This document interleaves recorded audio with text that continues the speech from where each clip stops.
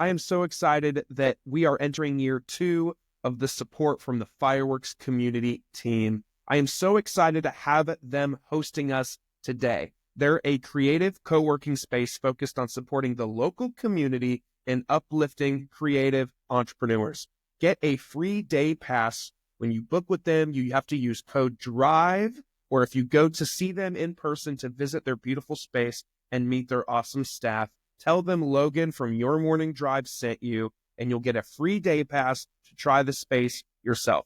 Fireworks Co-working in Marietta, Georgia. Your Morning Drive is also present to us by Good Days Canned Cocktails.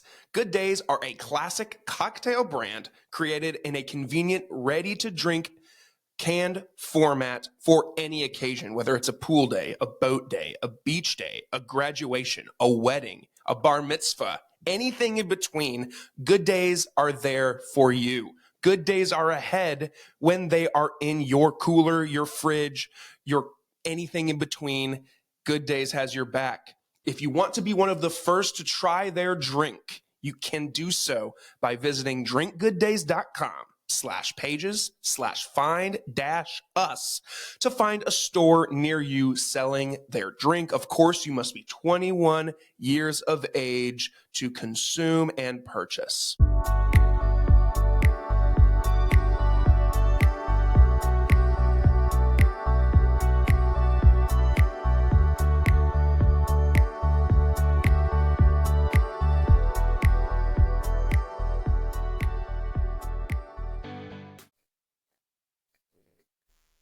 Good morning, everybody. Welcome back to another episode of Your Morning Drive. I am Logan, your host for the day, coming to you from the Fireworks Studio in Marietta, Georgia. We are so glad you're here today. Before we dive in, I have a couple of quick requests. Make sure, whatever platform you're on, hit that follow or subscribe button. This way, you'll never miss an episode, and new ones will come straight to you every single week. Second, share this with just one person in your life that needs a new podcast, a new program. Some people are sick of listening to music. People want to listen to podcasts, audiobooks.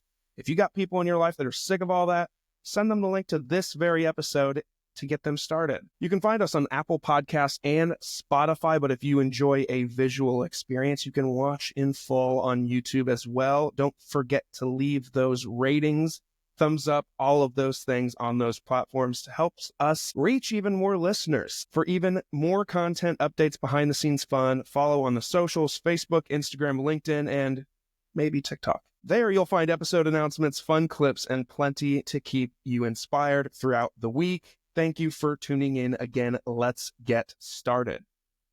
My guest today is someone that I know virtually nothing about. I know how to pronounce her last name that I just learned about 45 seconds ago. She's a mother of 3. She's faced immense loss and challenges, navigating life with resilience and determination. Her journey through grief, identity struggles, and limited family support has shaped her into who she is today.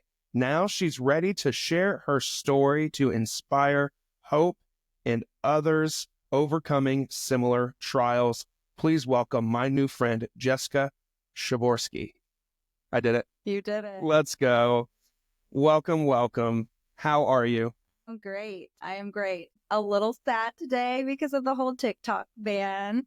As you know, for many people, TikTok was a very healthy outlet and a platform for them to be creative and express themselves and find a community. And right now, that's just kind of up in the air. And it's just, you click on that app and it's just like, bye-bye. Yeah. Not today, dude. It's weird. It's weird, you know, because it's one of those things that they've talked about for, I feel like, years.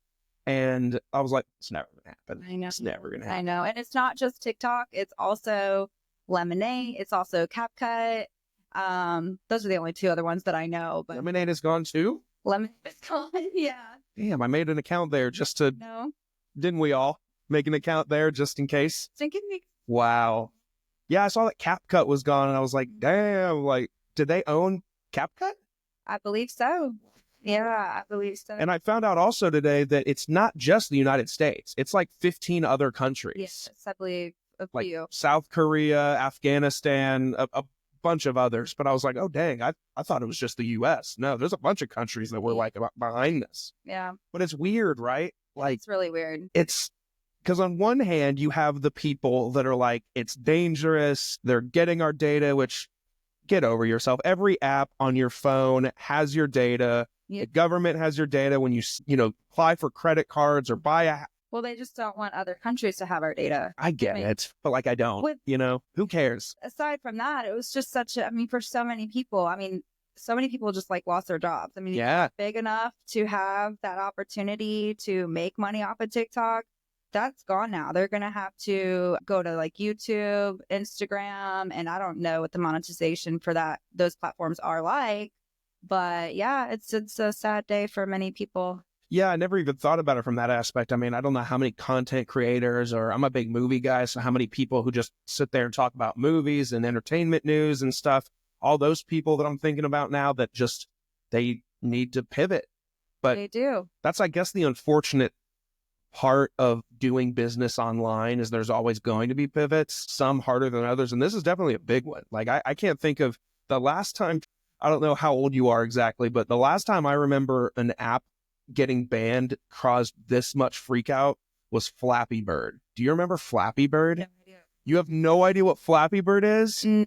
God, what year did you graduate high school? 09. I'm about to be 34. Wow. Okay. Never would have guessed that. I graduated high school in 2014. Oh, yeah. Yeah. I'm about to be 29. Good. Oh, you're about to be your third. Yeah, I know, right? It's the best. That's what they say. That's what they say. Not the best years of your life so far? This is an unfortunate footnote on it, the TikTok ban. Like, I would say that my 30s are definitely more of my self-discovery years, for sure. And I think a lot of people probably would say the same thing. I think I've heard that like your 20s, you're just kind of figuring out the world. And then your 30s is like figuring out who you are as a person. Some people either go in, I saw this quote the other day too, that some people go into their 30s knowing exactly who they are, but the percentage of that compared to the people who are still figuring it out, I feel like I'm still figuring it out. I don't know exactly who I am. I have a pretty good idea, but seems like you do. Feel like I do. You wouldn't be here if you didn't. Yeah, we wouldn't be doing this right now. I'm not an idea. You'll learn about me, Jessica, over the course of this conversation that I don't really take compliments well. People will sit here and they'll be like, "Oh my God, it's so cool that you do this," and I'm just like, "Yeah, it's all right. It's kind of stupid, actually." Like, I'll just start to like shit on myself, working on it in therapy. Oh, but yeah, it's weird. It's a weird time. So, but I know, I saw something this morning that said, tomorrow is the new administration coming in. We saw something that said that they're going to give it an extension. Yeah. And I don't know if that means that they're going to extend it so that someone can swoop in and buy it or something, or fight it more. Mm-hmm. But we'll see. Saw something. Do you know who Mr. Beast is? It's familiar. He's like the biggest YouTuber of all time. Just makes, I don't want to say billions, millions and millions and millions of dollars. Your kids probably know who he is, if I'm honest. Yeah, he's an icon with like YouTube and TikTok and all these things. And he posted a video on his Instagram the other night that said, "Hey, I just had a meeting with 15 billionaires and they all were sitting around the table and we were all discussing who's going to buy TikTok." Right. So I'm thinking that I don't have faith that he himself is going to buy it. I have a feeling it'll get saved. I hope so. I hope that when you release this episode, you're right, that we have TikTok back.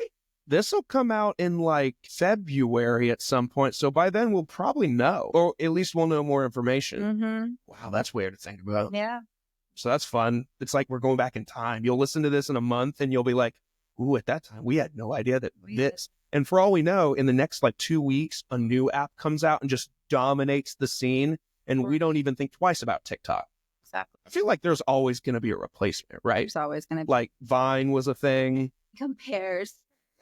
But Vine was different because it was just like 6 seconds of videos or 10 seconds. Got on the Vine train. Damn. But sad. Those were the days. I was busy being a stay-at-home mom. Sure. Just maybe wasn't just like, I didn't have the brain power to really be in that mindset. Mm-hmm. Yeah. And that shifted at some point. Yeah. Mm-hmm. You seem very hip, besides the fact that you don't know who Mr. Beast is. Yep, I'm gonna have to go figure out who this guy is. How old's your oldest child? 11. I guarantee if you ask your 11-year-old, they know who she'll know who Mr. Beast is. Maybe even your son. You have a son, right? He's the middle child? Mm-hmm. I bet he knows who Mr. Beast is. Yeah. Yeah, I mean, all kids seem to know who he is, even if they're like 4. You're just like, who's Mr. Beast? And they're like, YouTube. And you're just like, okay. He makes these crazy videos, like shit, like, and he's constantly breaking like world records, like constantly. Like he's got a show on Amazon actually right now where it's a game show, and it's actually freaking awesome. I would absolutely recommend. It's like a gamer show, but like they do game. Right. It's like a Survivor kind of thing. Okay. It's like Survivor mixed with like Deal or No Deal, mixed with like it's all kinds of things. But essentially, he broke the record for having the most amount of game show contestants. He had 1,000 contestants with like 1,000 different cameras because they had to film 1,000 different people and their personalities. Huge like juggernaut of a show, and Amazon is airing it right now week by week, and it's really good. Well, I got a new show to watch. Like, you do. The grand prize is like $5 million. It's the biggest prize ever. For real. Hey, if you, now that I told you about it, if you win the $5 million, I got you. At least just 10 grand. Yeah. It's the least you can do. Donate. Mm-hmm. It'll go to a good place. Well. So, tell me about you. I mean, who you are. Who are you? Well, I'm Jessica Przyborski. And I have 3 kids. I have gone through a lot in my life, a lot of loss, some recent loss as well. I had my oldest when I was 22, and a year prior to having my daughter, my father passed away. He had coronary artery disease, and he passed away in his sleep. Both of my parents struggled with addiction, at various different forms of addiction. But so that really took a toll on their bodies. And so when it's actually funny, it's not funny. None of this is funny. And I cope with humor. But so my dad passed away October 8th of 2012. And my oldest was born October 9th, 2013. Interesting. Very, very weird. Very weird. Okay. Yeah. So first of all, I'm sorry about your dad. I mean, loss is part of life, right? It's the cycle of life. We're all going to lose our loved ones one day. You just don't expect to lose them so soon, especially when you're in the midst of trying to navigate life. I mean, I don't consider someone an adult until they're like really, truly 25 years old. Because you're booted off your parents' insurance, right? At that time, you're done. You can finally rent a car at 25, so now you're a real adult. You know what I mean? So shortly after my dad passed away, my mom was diagnosed with I think it was stage 2, I forget what it is. I think it was stage 2 cirrhosis of the liver. And then, of course, throughout the years, that progressed to stage 4. And then she ultimately passed away to that disease in 2016. And so it was really, that's the worst. I mean, outside of so many other diseases for someone to pass away from, that is a really devastating disease to pass away from. And watching your loved one, go through that too is very, very difficult. We tried very hard to get her a liver. And unfortunately, she couldn't stop using recreational drugs to achieve that. And they denied her multiple times. So because of the recreational drug use? Because she couldn't get sober, yeah. Wow. Isn't that a bitch? It's a bitch. That's a bitch. It's hard because the ones who are fighting for you to save your life, you're not. Like we were fighting harder than she was. And that was what was so difficult. At the time, I had a baby, you know what I mean? I was a single mom at the time. I was going through my own life circumstances that were very challenging. And it just made that so much more so much worse than I could ever imagine. And, addiction is it's a very difficult thing, especially when it runs rampant in your family. And unfortunately, my parents, I think it was 2007, I want to say, when we, the market crashed and everybody lost their jobs and their homes. And So my mom and dad were greatly affected by that, and they lost their car, they lost their house. My dad was diagnosed with coronary artery disease. They were living in Section 8 in Decatur. And I was just like I just turned 21. I'm like trying to figure out my life, you know what I mean? And, I'm buying groceries for them, trying to like help them out, apply for all these things. And it felt like, I will truly say, like my 20s felt like before they both passed, I felt like I was the parent.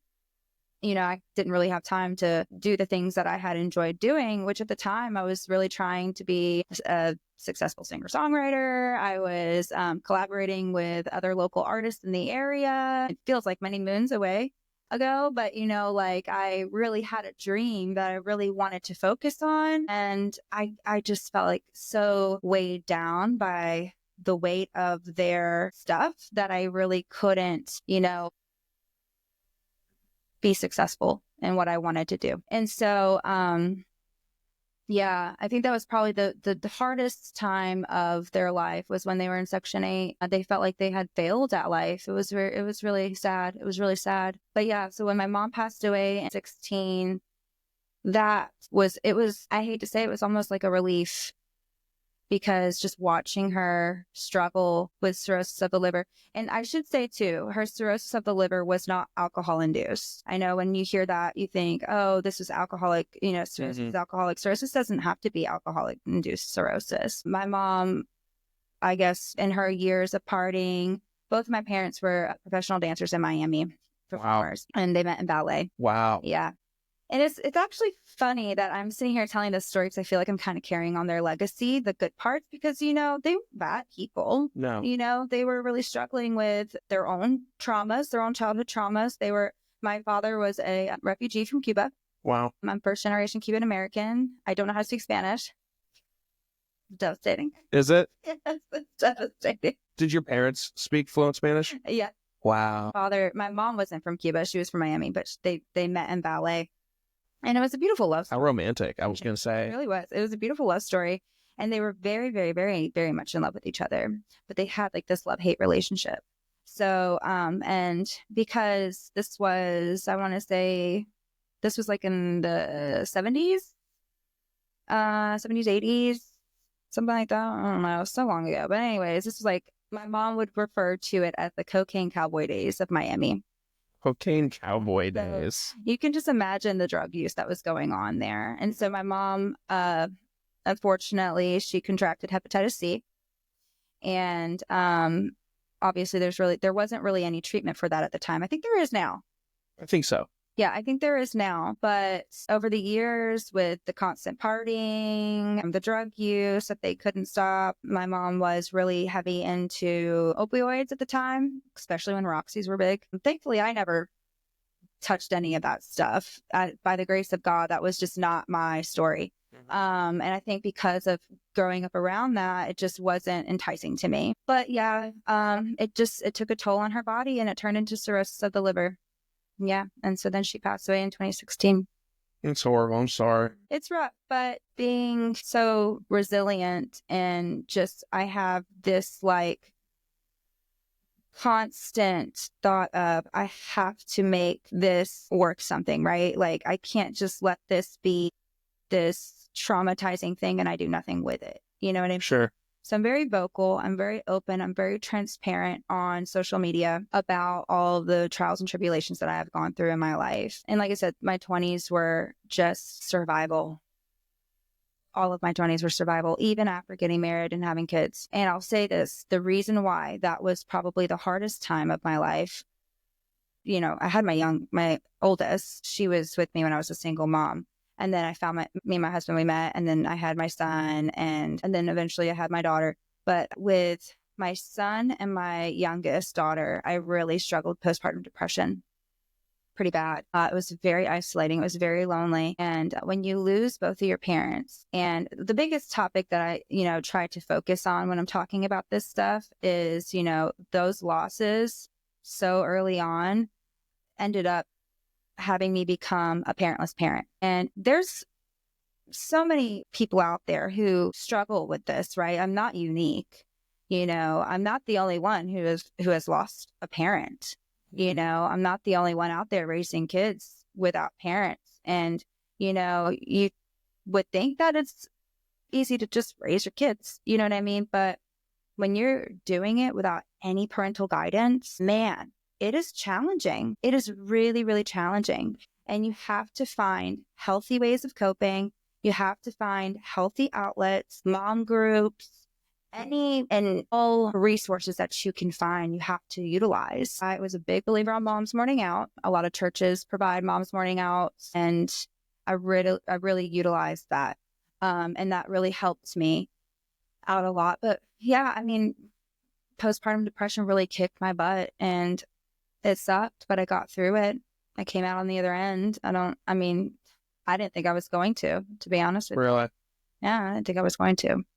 In what way? I've struggled in this time with suicidal ideation. I think a lot of people with postpartum depression struggle with that. I am an attempt survivor. When I was 16, I tried to commit. And so I proudly wear my semicolon because your story's not over. Mental health has been a big part of my journey. I'm very open and transparent about it all. Because I think being open and transparent, even if it's cringy to others or your family or your spouse's family, to see that transparency on social media platforms, you have no idea how many people's lives you are touching. I've had so many people reach out to me through Messenger on all the platforms, thanking me for my transparency. And it's funny because the people who say, "Oh, you're so cringe," they don't see that. You know what I mean? Another one of our sponsors today is Jessica Surovchek Photography. Jessica Surovchek Photography offers personalized portrait sessions that bring out the best in every moment. Whether you need family portraits, senior pictures, or photos for your engagement announcements, Jessica combines creativity and expertise to deliver breathtaking images you'll treasure forever. She provides tailored sessions to fit your needs, high-quality images with attention to detail, and fun, friendly, professional service. Capture life's most special moments with Jessica Surovchek Photography. Book your session today. And fuck those people. yeah, right? Because these are uncomfortable topics. People don't want to talk about them. But I think that's the problem. It is a problem. Is that, and I go on soapboxes like this a lot, not even just about stuff like coping and suicide and addiction and stuff, but there's a lot of topics that people don't like discussing nowadays that I feel like people are like, "Oh, you're really not supposed to talk about that." It's taboo. Why? Right. Why not? Why? We have to bridge the gap some way. Right. We do. It's very important, and it has to start with somebody. Think about it. Celebrities talk about stuff openly. Yeah, why can't we? Why can't we? Why do I have to be someone super influential just to talk about it? Right. Why isn't it, if I don't have 18 number one singles, you all of a sudden don't care about what I got to say about addiction? Right. Exactly. It makes no sense. It needs to be. But Oprah talks about it and it's okay. But if I talk about it, it's a problem. Right. And it shouldn't be. It absolutely should not be, because you don't know. You really don't know what people are going on behind closed doors. And people want to cast judgment so quickly based on behavior that they seem unfit and whatnot. And it's just like, you really have to be considerate to the idea that this person's probably going through something I don't understand, and I don't know the whole story, and I don't know the truth. And I feel like that's just kind of been something that I've always stayed true to throughout my years on social media. And TikTok really was such a great place for me. I really was able to be creative. Like I said, both my parents were dancers and performers, and I got a lot of that from them. But yeah, postpartum depression kicked my butt, and I really had to go into therapy, seek medications that would help. It's been a journey, and there have been periods of time where it was great, and my journey was consistent of just consistent stability, which is what we all strive for, right? Especially in motherhood. Mm-hmm. We want to be the most stable, best version of ourselves for our kids, but sometimes that's not always the case. And I do think that it's okay that your kids see you fall down, because what's so important is that they see you get back up. You're going to have your moments where you're going to break. But if they don't see you get back up and make something of yourself or make something of it, then what is it all worth? Right. You know? So, and if I ever mess up as a parent, well, Which you will, and you have. will, and I most certainly have, I try to make it a point to apologize to my kids. You know, that is something I never received as a child. Like my parents would do some crazy off the wall shit, and I never received an apology. I could have done better. I'm sorry. Mommy wasn't acting herself. I could have done better. You know, that was something that I never received as a child. So I try to make it a point to apologize anytime I mess up, even if it's 100 apologies. I don't care. I love that. I've never thought about that, but I think that's something that a lot of people in mine, your, whatever parents' generation is that everyone lives by the whole, your elders are the most important people ever and that they make no mistakes and they don't owe you an apology for anything, which I get the whole respect your elders thing. I do, but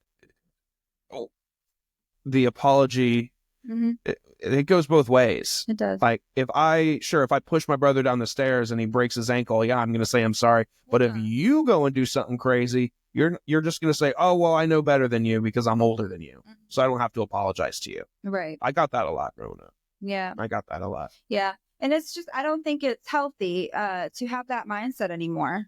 No, I agree. It's not. Because, I mean, think about all the people who have, all of these unhealed traumas that they're just trying to navigate life with all this unhealed trauma because they didn't receive an amends. They didn't receive an apology. They never received clarification on what chaos was really about and what was really going on. And so I think it's super important to have an open dialogue with your children on, of course, like a boundaries basis. Like there's certain things obviously that you can't talk about with your kids and that you probably shouldn't talk about with your kids. Sure. But to make sure that you do have an open dialogue with your children, especially if you are falling short as a parent. Mm-hmm. Yeah, that's really good. Tell me, you piqued my interest with something you said a second ago. Tell me about the singer-songwriter thing. What was that all about? And I was doing as soon as you said that, I was like, I'm opening a new tab and finding this. And you went through a phase where you were posting videos on your Instagram of you playing the guitar and singing and stuff. Mm-hmm. I don't want to say, why did that die? But I mean, what happened to that? Yeah, I would say it did kind of die. I didn't mean for it to die, but life just progressed. Yeah, life just. Do you hate that though? I do. Are you a good singer? I would like to say I am. Okay. Yeah. So I've, throughout the years, I've done various things to aid that in me, like, for example, songwriting when I don't have my nails on, of course, like, it's like, when I'm not really, so when I have my nails on, I focus more on vocals, right? Okay. But when they're off, you're right. Right. So me and my sister were a little bit of a duo there for a while. We played Raw Atlanta as the Chamberlain Sisters. Chamberlain Sisters. Yes, this was I don't know. This was 15. I don't know. I'll have to go back, but it was at Terminal West. Okay. So have you ever heard of Terminal West? I have. Big venue. Yeah. And we also did, we've done a few things. We did a fundraiser for my mom to try to raise money for her to get a liver. And of course, that's amazing. That didn't work out. But we did that at, oh my gosh, what is it called? The Graveyard? It was a bar underneath the graveyard, if that's even still there. Oh God, I don't even know. It's in East Atlanta. I try not to go over there. It's totally fine. I don't know what it's like now. Because I don't even want to shiver. I shiver when someone's like, "Let's go to Atlanta." I'm like, "Oh no, I don't want to." And so, mainly because I just don't like driving. Yeah, it's far. It sucks. It's far. So we used to write songs together, and we really tried to make something of it, but with our mom being so ill and us not having family support, we just really couldn't, and not having the funds, we just couldn't support it. And we were just focused on saving her life and making her comfortable till her end. And that's just what we did. And then we had kids, and then she had kids, and then life just happened. So now I just try to, it's more of like a hobby, maybe one day it will be something more than a hobby. I don't know, but I've sang the national anthem multiple times in my neighborhood for various different neighborhood events. I love to go do karaoke at Can't Nice House. That's one of my favorite things to do to kind of like, keep that alive. And,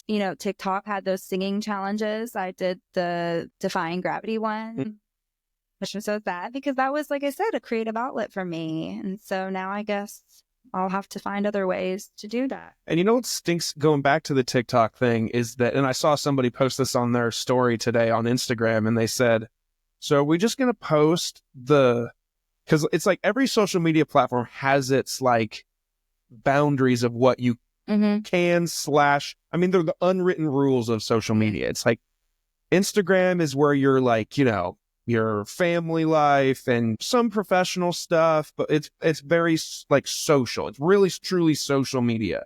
Whereas TikTok was like a very experimental place where you could upload videos of you doing anything. And if it took off, then you're like, okay, I'm going to keep doing that. But it was a place where a lot of people like experimented. I know I did. And now that's not there. So are we posting our experimental stuff on Instagram? I don't know.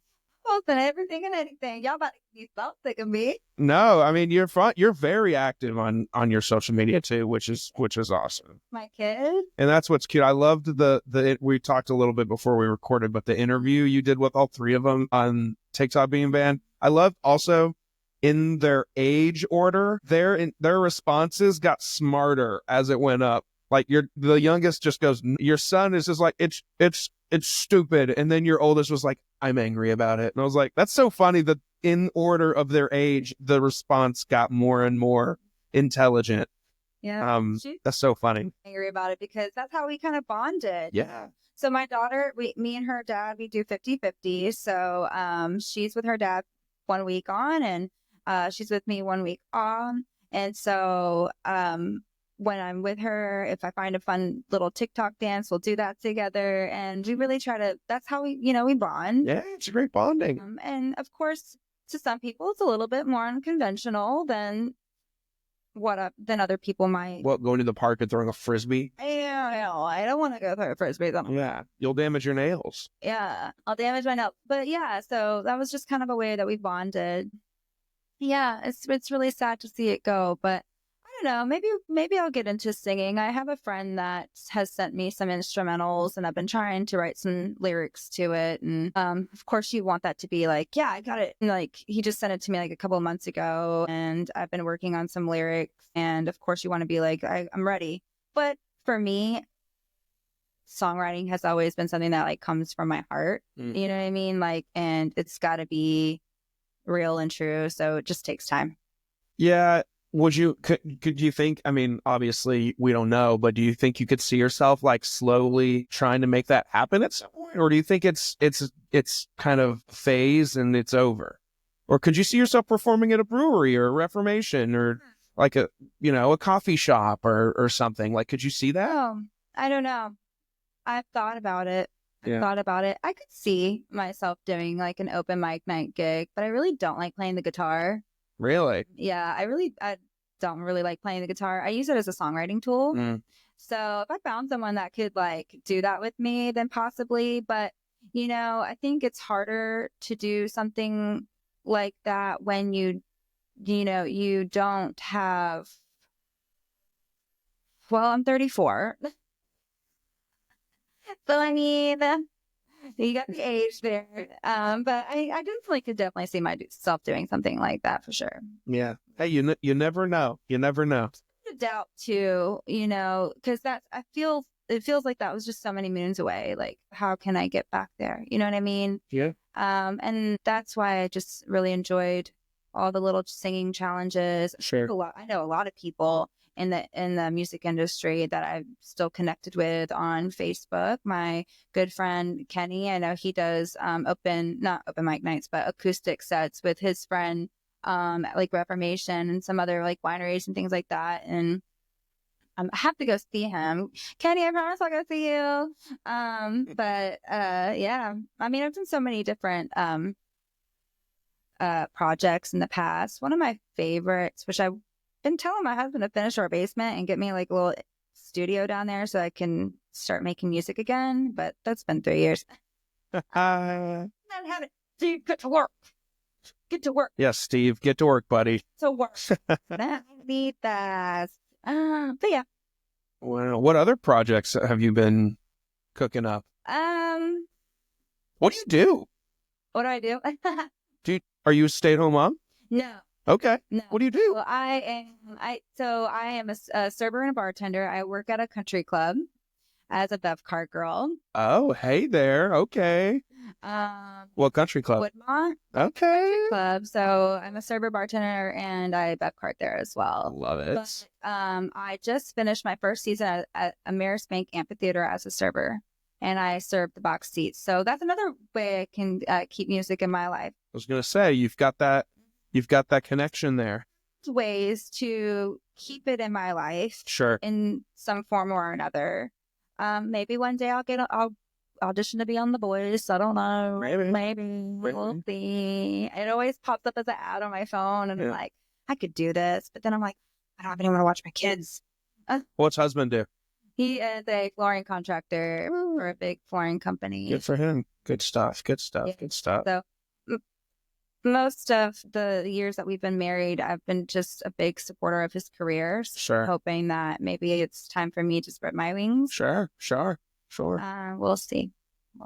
Yeah, that's fun. That's fun. I was curious in listening and in reading the bio that you gave me when I asked you to fill out my pre-podcast thing. Mm-hmm. You've obviously gone through a lot of obviously you've had a lot of grief in your life. Like grief's been a huge piece of your life. Yeah. Especially like your 20s, like you said, or your early 30s. I was wondering, what role has grief played in your personal growth and the way that you approach life, parenting, serving, literally all aspects of your life? That is a really good question. And I would say it's a little hard to answer because every day is different. There was an actor that I saw a video of, and I could not tell you his name. A lot of my trauma has caused me to have some memory loss issues. And also I'm ADHD, unmedicated by choice. Unmedicated? Unmedicated. I am unmedicated ADHD, not really diagnosed either. I just know. Diagnosed, and I tried the medication. I have really bad anxiety. I have PTSD and anxiety, so that makes taking stimulants difficult. So I have stress-induced tachycardia, and stimulants, that's not good for that. So I just have to, keep my anxiety under control and just raw dog life. Anxiety, ADHD, just whatever, man. The laundry's going to pile up and I do not care. It's fine. But grief has played a role in so many ways. I'm 50% sad and 50% happy at any given moment. How are you right now? I get 75% happy. Yeah, I would say. But when I am working, I'm really good about shutting it off. And I think that's why it's so important that I work, whatever it is that I do. That's why I stopped being a stay-at-home mom, because I was just isolated. Sure. For so long, all the time, and I didn't have a village. I really had to create my own village, you know what I mean? And that's not easy to do because, you make new friends and they're like, oh, so who watches your kids? And then they start asking these questions and you have to start giving them answers. And they're just like, oh God, now I have to answer this. Oh, here we go. Mm-hmm. So I just kind of learned to just blurt it out. And just like, let's just get this over with. You know what I mean? Sure. But I've made so many wonderful friendships with so many amazing mothers that have just been so supportive of me and my craziness, because I'm open about, I'm very unhinged. I am really unhinged in such a fun and crazy way. But I mean, when I go to work, I just try to treat everyone with kindness and compassion. And I just try to be that way every day. And it's kind of sad because I've noticed it's not always reciprocated. And we live in a really selfish world right now. Very me. Very selfish world. And I'm sometimes the problem. I get it. I'm part of it. But aren't we all though? Yeah. Like we all are we're the main character in our movie. That's a really good analogy. You know, like this is our movie and we're the main character in it. Yeah. I mean, it's hard to not want to be me, because like you said, you are the main character in your own story, but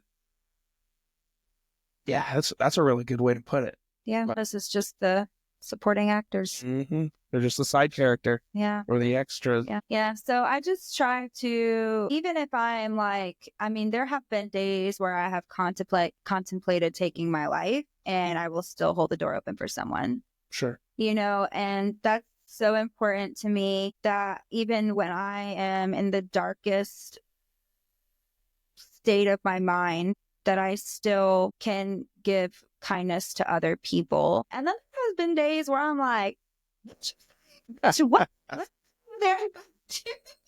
But you know what? I have to remember that at the end of the day, I am human and I'm not going to be perfect, and that's okay. And some people, and I've also learned too, I'm not going to be everyone's cup of tea. I am not. And I know for a fact that I am not everyone's cup of tea, and I'm okay with that. What I'm not okay with is people leading their lives with this fake idea of how people should be to other people. Like, we should all love each other no matter what. I'm a big believer in that. Like, I don't care who you are, where you're from, race, color, gender, whatever. I do not care. Love is love. People are people. Humans are human. This is literally our one chance to show our kids, our families, whomever, that humanity can be saved by a simple, small gesture of kindness. Sure. And it's that simple. I forget who said it, but someone said, if you want to live a happier life, do one small act of kindness for someone else every single day, or go out of your way to find a way to do something nice for somebody every single day. Yeah. I said, you will not only make their day, but over time, you'll just be a happier person. Yeah, you will. You will. People are so negative now. Yeah. I think COVID made things worse. Yes, they did. I mean, it literally was an isolation few years where it was just like, all right, we're all alone. It was the worst time. Oh my God, I can't even. Oh, that was so awful. I really hope we don't do that again. I don't really want to. No, me neither. No. Although if we do it again, I'm going to go about it in a different way, I think. I've learned my lesson. Yeah. Isolation is not a place for me to be. No? No. You're a social butterfly? Yes. Absolutely. I could see you like floating through a room just... I do not do well in isolation. Like I said, that's why I started working. Like, I didn't care that I didn't have a career to fall back on, because I didn't go to college. I mean, I've been going to college. I'm still trying to like work towards a degree in design media, but you know, life is life, and you know, things happen, and you just have to go day by day with what's gonna, you know, what are you gonna do next? Sure. But yeah, isolation is not a healthy place. I don't think it's a healthy place for anyone to be. I wouldn't think so. I mean, we all go through our phases. Like last night per se was a good friend of mine's birthday, so I'm very sore today. We golfed all day yesterday. Did you golf? Cobblestone in Ackworth. And then we went to Mexican, and then we played pool that night, and it was just like, and then after today, you know, I have 2 podcasts today, yours and one other person, and it's then when I get home tonight, it's like the social battery is zeroed out, and all I want to do is be alone. Yeah. And I think we all have different levels of that. I mean, some are longer than others. Yeah. But I think it's normal to want to be in some form of isolation sometimes, but the period of COVID where all of us were alone and the only way to talk to someone was to call them, we couldn't even touch people. You ever think about I'm just now thinking about this. You ever think about how crazy that shit was? We couldn't touch each other. We couldn't, as simple as something as like a handshake that you did when we walked in the door. Yeah. We couldn't do that. It was always just like a nod. Yeah. That's like the most amount of touching I can do. Like we had to do the dumb elbow. God, I hated that. Or what was... God, there was another thing that we did instead of touching each other. Maybe I am just thinking of the elbow thing, but it sucked. Yeah, it was. You had to wear the mask everywhere you went. Everyone. Yeah, for sure. It disconnected everyone. And I still I've always felt disconnected, but it made me feel even more disconnected. Why have you always felt disconnected? know. I've just, my whole life, I've just felt disconnected because I just feel like I've not, I feel like I've always felt like I'm too much. You know what I mean? I've always was told that I was too much. And By your parents yeah. or just anybody? Yeah. I remember as a kid, my sister and another friend, we were walking through our apartment complex. I was like probably my oldest age, like 11. And I asked a lot of questions as a kid. I was always asking questions and I was always talking and I was always asking questions. And they said, how about you just stop talking because you asked too many questions? And so they made me not speak for I don't even know how long. And they like challenged me. And it really made me feel like I had to silence my voice for a very long time. And it wasn't until my 30s that I started speaking up and having a voice. Yeah, that's tough. I feel like I relate to that on some level. I was always also talking as a kid and still am always talking. And some people are like, he hasn't shut up since he got here. And I'm just like, shut up. Like, it's okay to talk.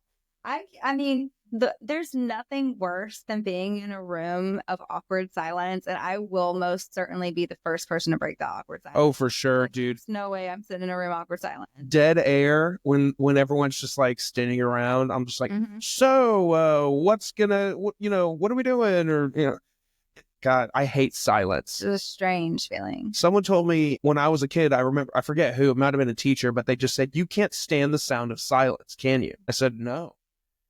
That's that ADHD. Yeah. Oh, yeah. Maybe even a little bit of autism. Maybe. We're all a little autistic. I hate, like, when I'm overstimulated. Ooh. I feel like I'm going to freak out. Like, I want to crawl outside of my body. There's been times that I have freaked out, and it has not been great. I mean, more just like, I feel like I'm very some people will disagree with this, particularly my mother. I am a very organized person. Oh, yeah. And when things aren't organized or following a process or an order of operation, I start to have like an aneurysm. Like I start to like freak out internally. I'm like, okay, we can't do this out of order. You got to do this first. You can't do this first. You got to do that first. My husband's like that. And so if things like... Person. A what person? List.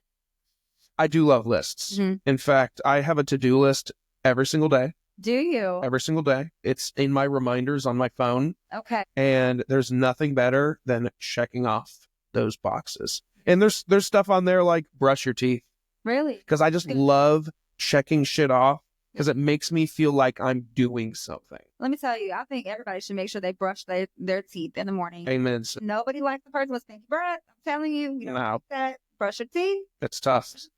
Brush those teeth. Yeah, I've always just been order of operation. And so when things kind of, and I'm the kind of guy also who gets real like antsy if a plan changes last minute. Okay. Oh, yeah. You're very similar to my husband. You're very type A. Yeah. Yeah. I'm type B. I need to study the types because I don't even really know what they are. Yeah. You like things in order, you're very particular, and anything that, like you just said, if your schedule is thrown off, like then you feel thrown off. Oh, yeah. Oh, like if you just for example, if you were on your way here and you're like, oh my God, I forgot something. I need to go back home. I'm going to be like 30 minutes late. I would have been like, that's okay. That's okay. I'm just telling you. But inside, I'm like, holy shit. What? This bitch. No, not like that. But I mean, for real, like there was a time that we were doing something and it was like, we had an even amount of, I forget what the circumstances, but we had an even amount of people. And for whatever we were doing, the even amount of people was perfect. But then someone was like, hey, I was sick, but now I'm better, so I'm coming. So there was 9 of us. And like and this was told to me like 20 minutes before the thing we were about to do. I think it was something where we had to be in pairs. And so this 9th person was like, hey, I can come now. And like the whole ride over there, I was like freaking out. I was like, what are we going to do? There's a 9th person. Like, what's going to happen? And everyone's always like, stop worrying so much about this shit. You like a little OCD? Oh, God. Okay. ADHD, OCD, ADD, all of the Ds. All of the Ds. I got it all. I got them all. That's why mental health, it's important to talk about it because, you're not alone. There's other people out there saying stuff. I think that I'm glad that we live in the time that we live now, though, because COVID, I think, also did this for the better. that people talk about mental health now. Whereas before, like, you were just called a pussy. Like, when I told my parents for the first time that I was going to therapy just by myself, like, they were like, they're like, why? what's wrong with you? They didn't say that, but you could read it, you know? It's definitely this newer generation. Oh, for sure. Is more open to the idea that, you know, we can go to therapy without it being this just taboo thing. You know what I mean? And it's important. Therapy is very, very important. Oh, it's amazing. I mean, I've done so much therapy. I'm kind of over it at this point, but, I mean, I've done, you know, one-on-one talk therapy. This is therapeutic sometimes. I've done couples counseling, you know, all kinds of therapy it's important. And therapy doesn't have to be just talking with a certified therapist. Correct. You know what I mean? It really doesn't have to be just that. No. Going to yoga can be therapeutic. 100%. Oh, songwriting can be therapeutic. Yeah. Having one-on-one time with yourself. Yeah. Like, that isolation is therapy for some people. Mm-hmm. Of like, listen, I just need, like, there were times like that, like when I moved out of my parents' house and had a roommate. I mean, me and my roommate did everything together, but there were days that I was like, listen, I need you to go do your thing. Mm-hmm. I'm going to go do my thing. I don't hate you. I'm not mad at you. I just need the space. And I do think that that's one of those tough conversations we were talking about earlier, that people are just like, oh, you're not supposed to talk about therapy. You're not supposed to tell people that you go to couples counseling. You're not supposed to tell, bullshit. Who cares? Been in couples counseling. We've done couples counseling. Me and my wife go to counseling as well. It's great. It is great. It helps you identify things that either of you might be penting or storing that you're not telling the other person because you don't want to hurt each other's feelings, of course. But then it also helps you think about marriage in just different perspectives. And it's like, hey, we leave our therapy sessions and we high five and we're like, that was awesome. Mm-hmm. Like, let's go out to eat now and celebrate that, because it encourages you to have deeper conversations. Most of our daily lives, it's very surface level stuff. Mm-hmm. Very surface level. It's important too that if you are doing couples counseling, that both parties are doing individual counseling. For sure. And we are. Because if you're not, it's just not going to work.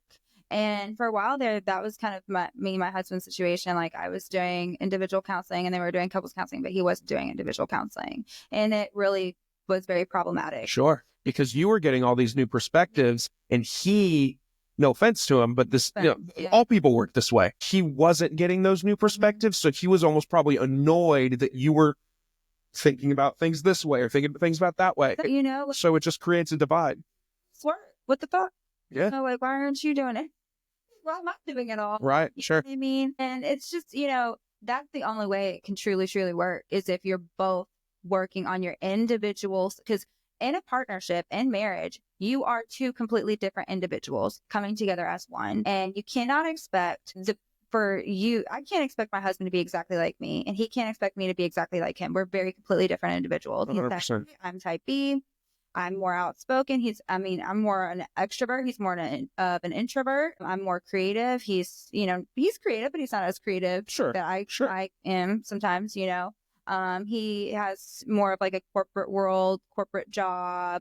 I'm, you know, not like, I don't have a corporate job. You know what I mean? Yeah. My, thinking can be a little bit more independent. Sure. You know, so there's, it's two worlds becoming one. Two worlds becoming one. And I've learned that, like, and I will say openly, I am not good in relationships.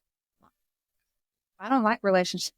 I'm not good at them. And it's been a struggle for him. You know, it's been very, very difficult to being someone who I have a huge fear of abandonment. So I am a huge self-sabotager. Sure. And I will abruptly end things before they abruptly end on me. Just the loss that I've been through my whole life. I was going to say, does that come from losing your parents? Trauma, yeah. I mean, it's just, and it's not even just trauma from losing my parents. It's trauma from my childhood as well. And like, I was in trauma therapy for a really long time because, you know, as a kid, I've experienced a lot of things: domestic violence, abuse, sexual abuse, all of that. And so I'm very protective of my autonomy. I'm very protective of myself as a person. And if someone crosses a boundary, if I'm like, here's this is me here, and I'm just doing everything I can to protect myself. But if you come and you infiltrate that, I will lose my shit. You know what I mean? And it's just because it's that fight or flight that I've Sure. lived with my Yeah. whole life. You know? You have a system Yeah. in yourself. It's important. And when that system is sabotaged, It's important that that system it's red alert. sabotaged by others. And then I'll try not to sabotage it myself. But so, yeah, it makes being in relationships very difficult. And I have to give a huge shout out to my husband because I haven't been the easiest person to be in a relationship with. And he has had to learn so many ways to have in how to be in a relationship with someone that suffers with childhood trauma, that doesn't have a big family support system. He has a huge family. He's Polish. There's lots of them. Yeah. Yeah. They're like Everyone in Poland knows each other. Right. Also. So, you know what I mean? Like his big family, and it's just like little old me just being the big elephant in the room. Yeah. You know what I mean? Sure. Sure. So, you know, it takes a certain personality to be able to be with someone, I feel like, that has all that baggage. Sure. It's a lot of baggage. Absolutely. With all of the loss and all of the trauma and everything that you've gone through, what advice do you give people when they ask, or would you give people that might maybe listening to this and they feel isolated, unsupported, navigating similar things that you've gone through? Single mom, therapy, losing a parent, losing a spouse, losing a child, any of those things. What kind of advice do you give those people? I would say to allow yourself the space to grieve the way that you need to grieve. It's been, well, I lost my mom in 2016. It's been like a really long time since I lost both of my parents. And I just recently lost my uncle before Christmas. I'm sorry. And I was really close with my uncle, and he actually passed the same way my dad passed away. And we had a very, very close relationship. And that's just been a nightmare to navigate, like, that whole situation. Because when you lose someone, your grieving process is not going to start immediately. I mean, it might. Yeah. No, but you're in that state of shock for a long In time. a state of shock, but you're also having to pick up the pieces that they left behind as well. Like, you're cleaning out the room, you're getting the life insurance policies together. If they left you life insurance policies, my parents didn't have anything. So it was just, that was that. But like my uncle, that's been a different story. Sure. So I kind of got the perspective of both. So, you have to allow yourself to grieve, and grieve as long as you need to grieve. You know what I mean? And if you need to take time off of work, take the time off of work. You know what I mean? If you need to be surrounded by people, surround yourself by people. And if you are a parentless parent, utilize the Mom's Morning Out. Go on Facebook groups, join the Facebook groups, find your people. I have some great friends of mine, Candace and Becca. Hey, y'all. They are, oh my gosh, they love me. They embraced my crazy, and they really have made me feel like, honestly, truly, and I don't think I've ever said this to them. They do make me feel like I'm kind of a gift. That's nice. And they're moms too. They have a business, OGB Spray Tan. That's why I'm glowing. Glowing today. And they've really embraced me. And I would say that they're part of my village. I have a wonderful, wonderful babysitter, Gina. Shout out to Gina. I got to shout out Gina. And Mr. Tim. They have kind of became my kids, I would say, like surrogate grandparents, I would say, because it is very important that you find something like that. If you are a parentless parent, or your parents they're just not involved. Yeah, sure. Because having consistent grandparents in your kids' daily lives is really important for their development. It's very important. It's really important for their development. I mean, not only that, just all things with kids, consistency is so healthy for them. I mean, yeah. Yeah. And honestly, be as transparent and crazy and loud as you can possibly be, because you have no idea how much your story, how much your hurt and your pain can help another person. It really is. It can be impactful if you allow it to be. If you step into that space and you give yourself the privilege and the honor to be able to be as vulnerable as possible, you will touch people's lives. I mean, I met Jeremy a few times. He doesn't really know he knows bits and pieces, but I think we met through a mutual friend, and we actually did music together. Really? I think so. Doesn't he do music? I don't know. I don't know. So I think we did some music. Sure. In that. Yeah. I mean, he's the one who reached out to me, and I was like, yeah. It's fun that he, even with you guys not even knowing that much about each other, it's crazy that he told me, like, you got to talk to this girl. Yeah. That's so nice. And I'm assuming that's because of my transparency and my vulnerability and just putting myself out there. I mean, I am risking something by putting myself out there. I mean, if we're going to always risk something by putting ourselves out there, but I don't find it a coincidence. I put myself out there, and I guess he gained something from it. And then he reached out to me, and here we are, so it's fair. It's important. It's important to just be true to yourself. It really is. How did you find... Well, let me rephrase that. What message, besides the advice you just gave, do you hope to leave with those who heard your story? I hope that when you hear my story, that you find the strength and the courage to be able to get up and live another day, because your story isn't over. I have wanted to just crawl up in a ball and be done. And, I have to remember that I know it's cliche to say this, and you've probably heard it a million times, and you're probably going to hear it a million times more. And I'm not a super religious person.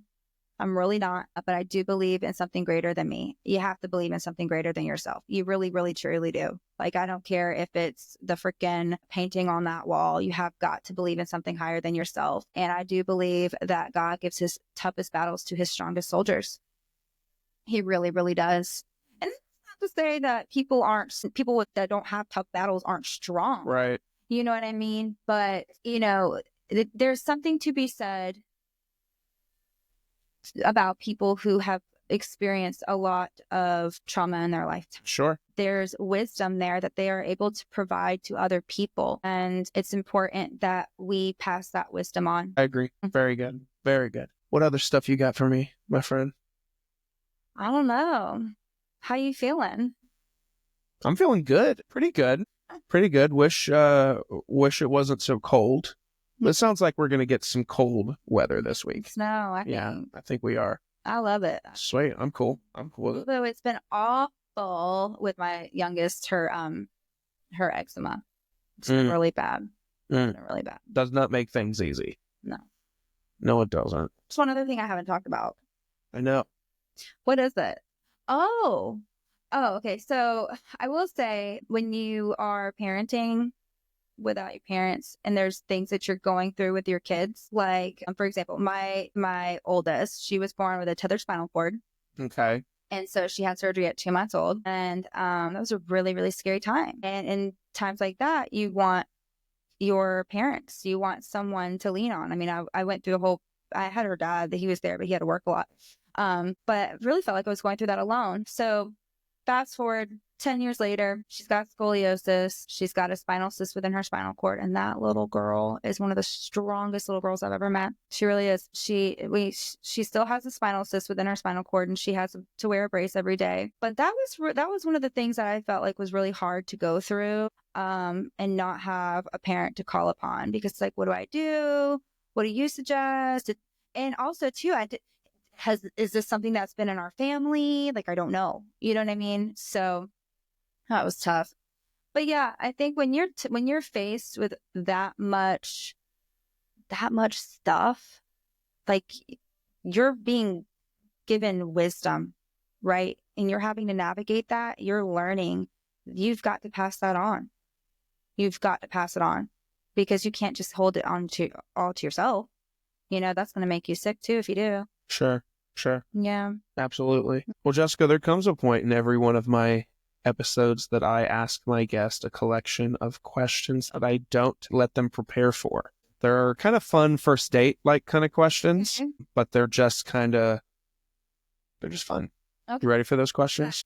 Hey guys, I want to talk to you a little bit about the company that makes your morning drive happen every week. Are you looking to elevate your business and your brand? Hammerhead Creations is here to help. They offer top-tier marketing services, including social media management, website design, and Google page optimization, ensuring your business reaches the right audience. Whether it's a side hustle or your full-time grind, their expert team, me, is ready to help you grow. Plus, if you're into podcasting like me, Hammerhead Creations offers full support for both in-house shows and external podcast creation. From concept to production, we will help you bring your ideas to life. Visit www.hammerheadcreations.com and discover how we can take your business or your podcast or both to the next level. Hammerhead Creations, swim with the big sharks. What's your favorite movie? Ooh, well, now it's Wicked. We were just talking about that. Good. Heck yeah. What's a comfort movie that you'll throw, like if you're just having that day and you're just like, you know what, I'm just going to throw this on and distract myself? Mrs. Doubtfire. That's a great answer. Oh my God. That's a fire movie. God, what a great movie. Great soul. Wow. He was amazing. I love Mrs. Doubtfire. Yeah. That's such an underrated movie, I feel like. Nobody talks about it. He does. God. Great answer. What was your first job ever? Oh God, what was my first job? I think it was Brewster's Ice Cream. Brewster's Ice Cream. Hell yes. What's your Brewster's order? Well, now it was mint chocolate chip, but now it's the dairy-free coffee one that they have. Gotcha. Yeah. I'm 34. I'm so excited. I understand that. If tomorrow you found out was your last day on Earth, what would your last meal be? Ooh, that is a hard one. Dang. Mm-hmm. What would my last meal be? Anything in the world. I don't know. It would have to be Cuban food.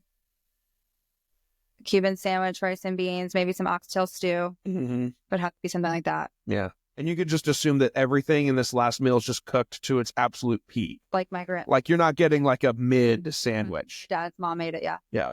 Oh yeah. 100%. Peak form. Mm-hmm. You get to organize a music festival and you get to pick your 3 headliners. Who are they? Fun. Oh my God. Okay. Chapel Rowan. Okay. Under that, I would do, so she would be the headliner, Katy Perry, and underneath that would be, and I got to see her concert because I worked it, Meghan Trainor, and also I did her dance on TikTok, and that was my first viral video. Hell yeah. Look at that. So those are 3 very powerful women, and 100%. Hell yeah. Love that. Love that. And that would be a great concert for sure. Amazing. For sure. Yeah. On a day that you get to take care of yourself, nobody else, let's just pretend husband and kids are off doing their own thing. How do you take care of yourself? Well, probably gonna get my nails done, but I'm gonna tell you, if y'all have not gotten a foot massage at Treat Your Feet in Buckhead, Treat your feet in Buckhead. y'all better go. That's all I gotta say. You better go treat your feet. Treat your feet. Treat your feet. I like Oh my God. So that's the sound of that. yes. I just got my first, over Christmas break, I just got my first pedicure.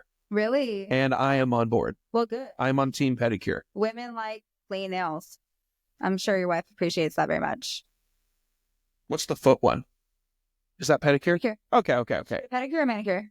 Pedicure. Okay. Okay. Yeah. Yeah. Yeah. It was amazing. It was incredible. Good. Amazing. I mean, foot massages are like, that's the way to my heart. I've never gotten a professional massage. Oh my gosh. Just start with treat your feet. That'll be my gateway. Yeah. The feet. Okay. Just go all into a full body massage if you've never had. I Yeah. would say start with treat your feet. Okay. Treat your feet. And like some reflexology stuff. They got the hot stone. Oh, damn. Amazing. All right. It's amazing. Okay. Treat your feet. Mhm. All right. What does success look like for you? Ooh, that is a hard one. That's a hard one. I've had a hard time in my life envisioning success. I think, to me, success looks like I keep going. Success is just keep on keeping on. And then doing things like this to me, I feel successful right now. That's awesome. I feel successful right now. I love that. Yeah. I love that. Mhm. What's something that very little people know about you?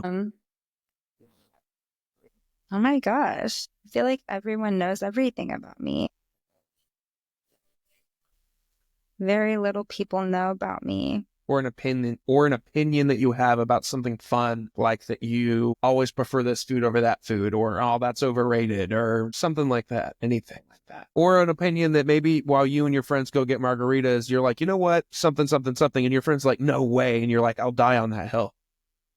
I will die on that hill. Okay. I mean, I feel like this is something that not very many people know about me, but I also haven't been very outspoken about it until recently. I'm a big believer in I'm a big advocate of the LGBTQ plus community. Really? I am. What put you in that mindset? My parents were bisexual.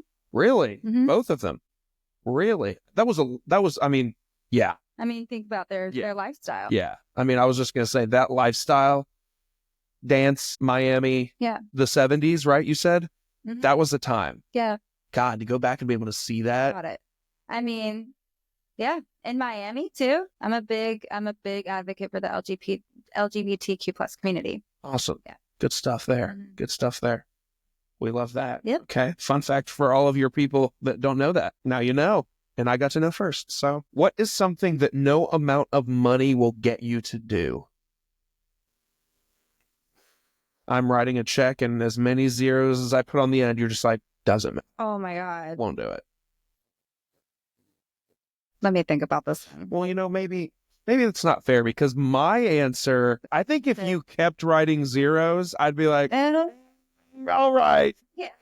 All right, hit me. I'm not skydiving. I don't care how much money. No. Absolutely not. Really? Will not skydive. I don't care if you gave me $1 million. No. $10 million? Nope. Nope.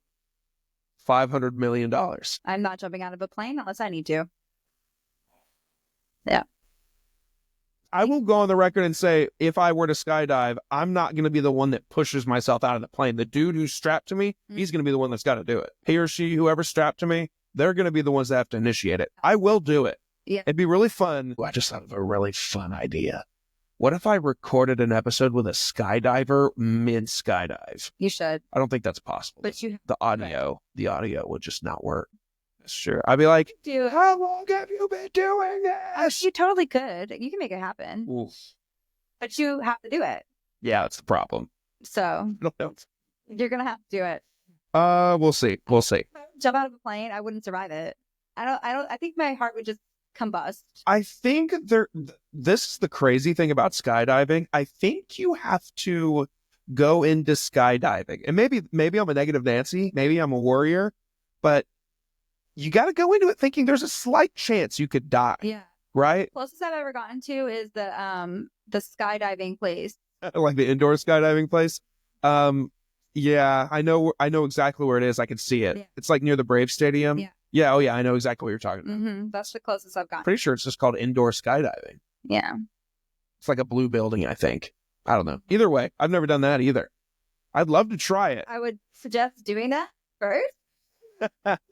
In case you want to change your mind. Because I really want to do it, but I'm also kind of a bitch and don't want to do it. Because my answer is you will not get me in a cage diving situation.